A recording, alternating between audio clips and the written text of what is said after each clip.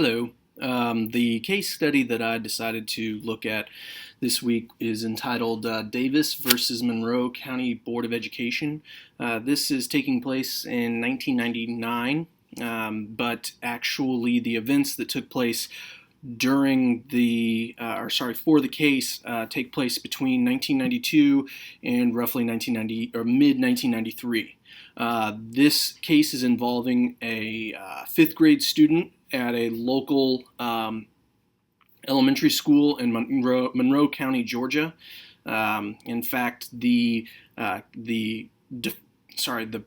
parties involved in this case, because they are minors, I'm only able to have the initials of the party involved of this sexual misconduct. The aforementioned title of the case, Davis, that is the last name of the mother of the petitioner, LaShonda. Now, the facts of the case is that LaShonda was being sexually harassed by the defendant, GF, as they state in the case facts.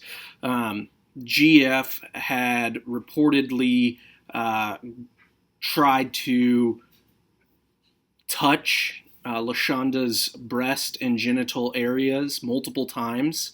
Has been and while this sexual harassment was taking place, he was making multiple statements to her that were obviously out of line, and said certain things like, "I want to get in bed with you, and I just want to touch your boobs."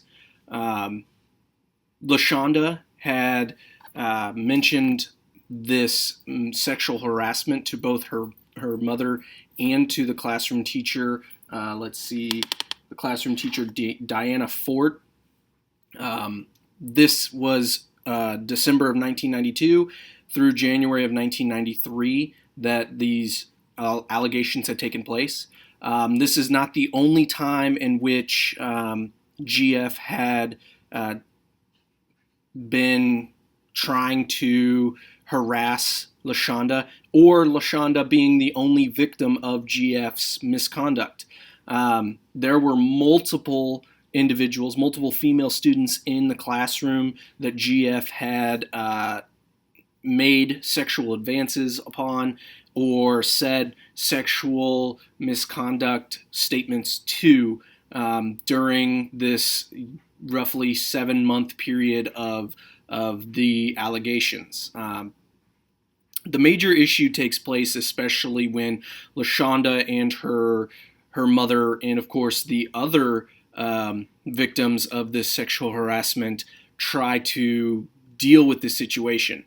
While in physical education class, LaShonda had been sexually harassed by GF when GF had taken a doorstop and shoved it in his pants, using it as a sexual, pretty much a phallic tool in order to run up and try and touch LaShonda and many other female students at this in the class.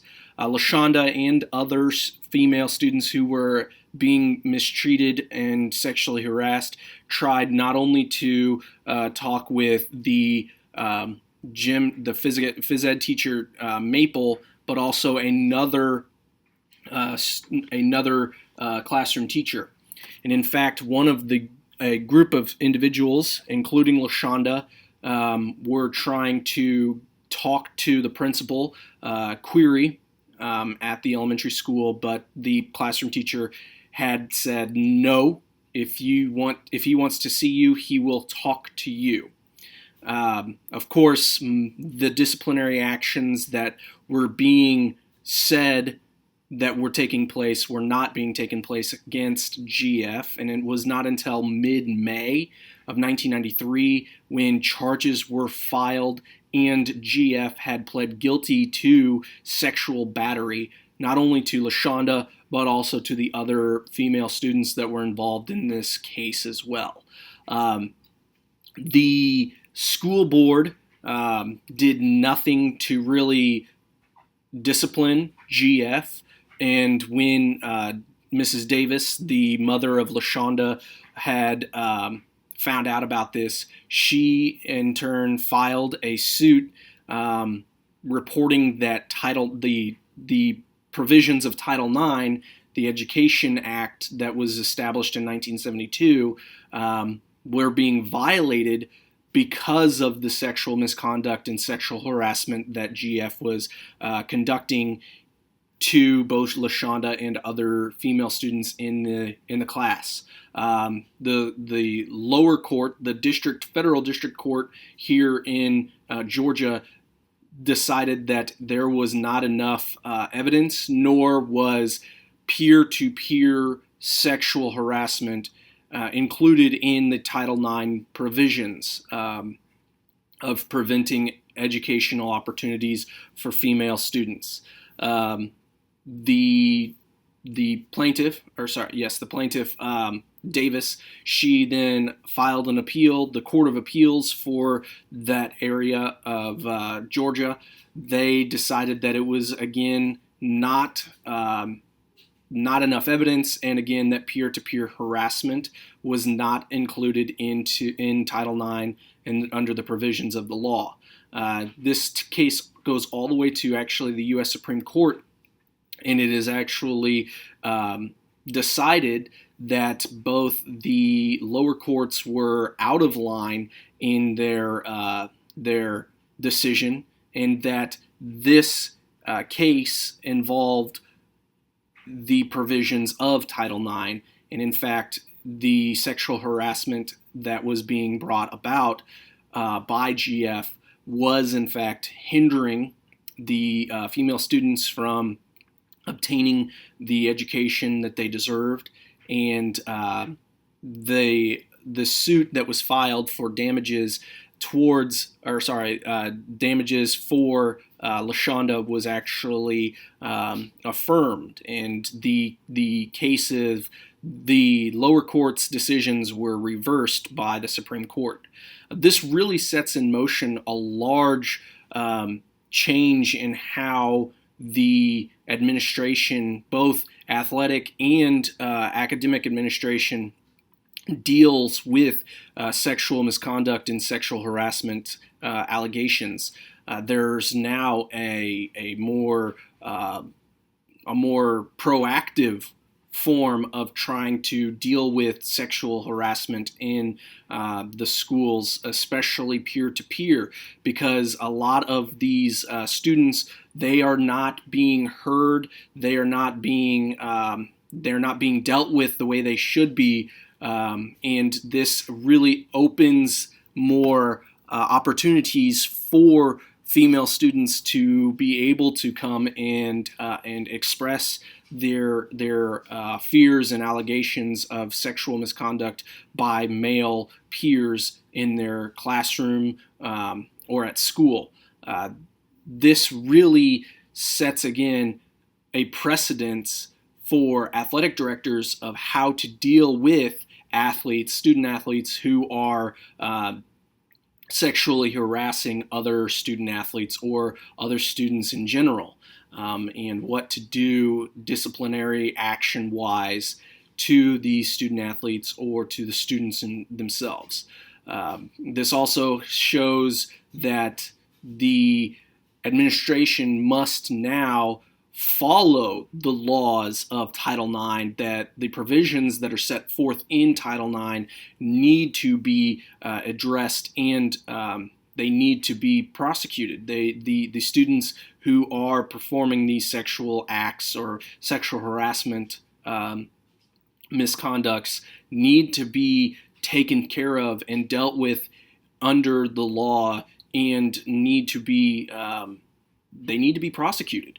I feel very, very much for the decision of the Supreme Court under this case, because again, this really sets a huge precedents for how to go about dealing with situations like sexual harassment of the peer-to-peer variety, and how to really gain this support by your community, your parents, and how to really share the the the protocol of what to do with this situation if it does ever come into the school district that anyone's working at. I mean, this really needs to be having a set chain of command of how to deal with students in this situation, having them be filing complaints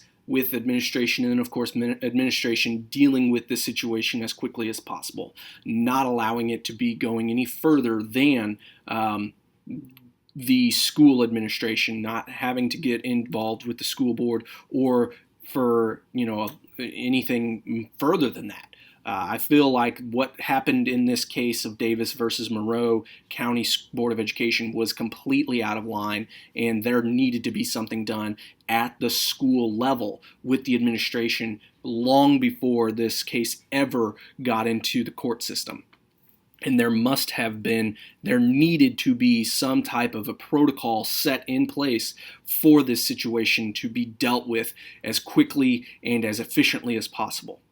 And honestly, there needs to be a better system for this style of situation.